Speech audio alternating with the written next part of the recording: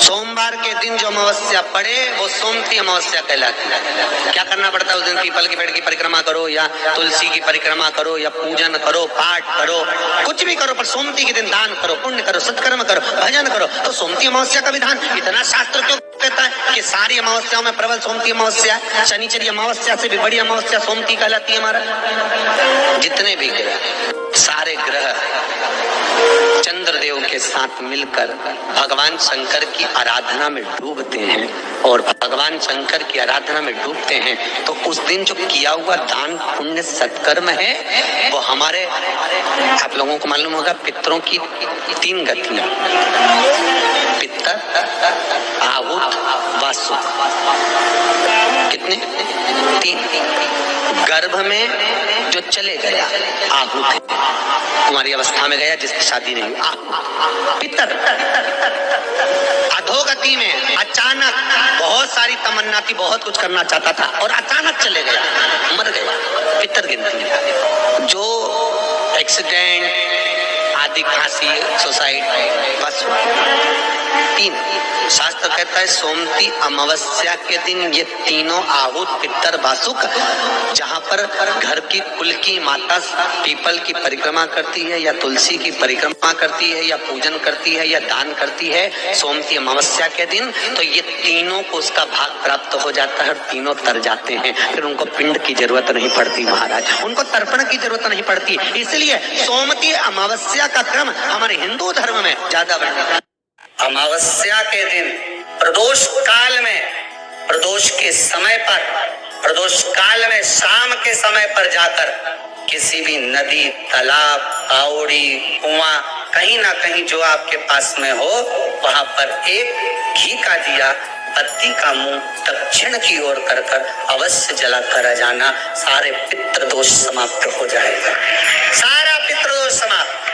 अमावस्या के दिन किसी भी जलाशय के पास में, नदी, तालाब, बावड़ी, कुआं, जो आपके शहर में, आपके गांव में, आपके नगर में हो, वहां जाकर लगाए। अगर नदी, तालाब, बावड़ी, कुआं नहीं है तो पीपल का वृक्ष हो या बेलपत्री का वृक्ष हो या वट का वृक्ष हो, उसके नीचे लगा दो प्रदोष काल में। पर अमावस्या के दिन लगाए जरूर। अमावस्या के दिन पितृ शाम के समय प्रदोष काल में शंकर भगवान का नाम जाप कर नदी, तालाब, बावड़ी पर पानी पीने जाते हैं। वहां से जल का आचमन कर पितृ अपने लोक को चले जाते हैं प्रदोष काल के समय पर। इसलिए प्रदोष काल में जलाशय के पास में, बावड़ी, कुआं, नदी, तालाब के किनारे पर दिया लगाया जाता है दक्षिण की ओर मुख कर बत्ती का, तो पितृ आशीर्वाद देते हुए जाते हैं कि फलो फूलो, आगे बढ़ो, उन्नति करो, तरक्की करो। ये पितरों का आशीर्वाद रहता है, पितरों का वर रहता है।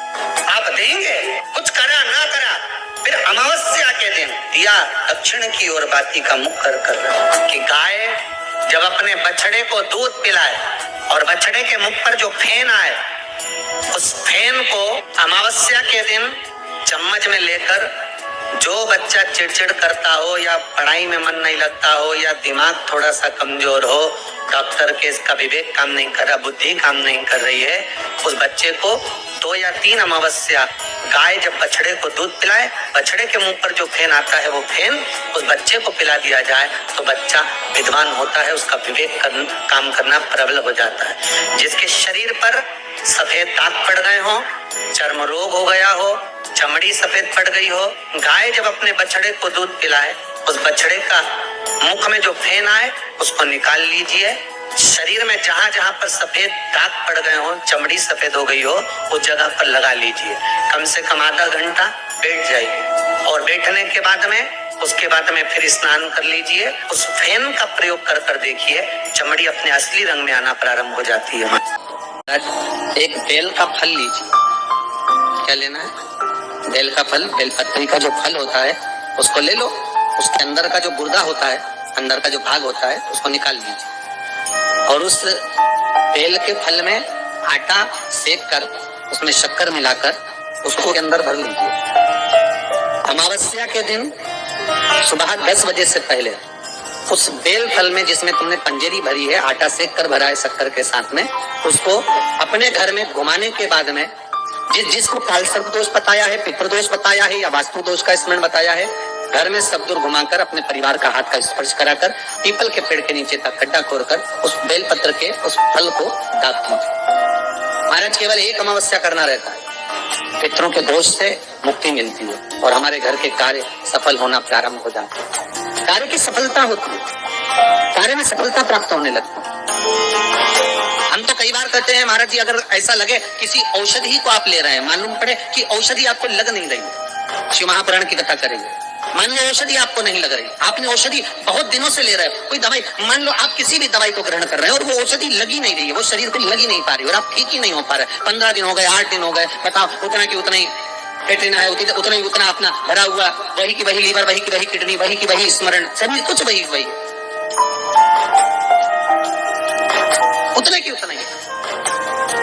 बीपी भी ऊंचा नीचा चल रहा है पर लेवल में नहीं आ रहा, शुगर भी लेवल में नहीं आ रही, तो प्रयास करा करो महाराज, बेलपत्री के फल का जो गुर्दा है, अंदर का जो भाग है फल का, उसको पानी में गला लीजिए और प्रदोष की प्रदोष, कम से कम प्रदोष नहीं हो और बीमारी जरा दवाई लगी नहीं रही हो तो बिना प्रदोष के भी कर सकते हो, उसको पानी में गलाइए। आधा घंटा पानी में, जैसे आपको सुबह मंदिर जाना है 10 बजे, तो सुबह स्नान कर कम से कम 6:30-7 बजे उसको पानी में गला दीजिए और उस बेले के फल का गुर्दा सा गला हुआ पानी शिव जी को ले जाकर समर्पित कर दीजिए महाराज। उस पानी में से थोड़ा सा 1 चम्मच पानी शिव जी पे चढ़ा हुआ लेकर आ जाइए। उस पानी को जो बीमार व्यक्ति है उसको औषधि देने से पहले मात्र आधी चम्मच से भी आधा चम्मच उसको दे दीजिए। भगवान शंकर का श्री शिवाय नमः तुभ्यम का जाप कर उस पानी को देने के बाद अगर आप औषधि देंगे तो ये पक्का है कि औषधि अपना कार्य करना कर देगी और वो स्वस्थ होना प्रारंभ होगा, वो स्वस्थ होगा। श्रावण के महीने में जो भी दूसरा सोमवार पड़े, जो भी पड़े, श्रावण के महीने का दूसरा सोमवार, आप सबको पहले भी श्रावण के महीने में जो कथा कही उसका व्याख्यान वर्णन करा कि श्रावण का महीने का महत्व क्या है, वो भी आपको ऑनलाइन कथा में आप लोग सुन चुके हैं, लाइव कथा। श्रावण का पूरा महत्व बताया था कि श्रावण के महीने में शंकर भगवान को पूरा लेखा जोखा का भार प्रदान किया गया। दूसरा सोमवार, श्रावण के महीने का जो दूसरा सोमवार होता है, उस दूसरे सोमवार में रात्रि के समय पर, अर्थात शास्त्र अब घड़ी और फल का स्मरण करेंगे तो रात्रि के बजेंगे 10 से 12 बजे, 10 से 12 के बीच धतूरे के साथ बाबा को शूल समर्पित होता है।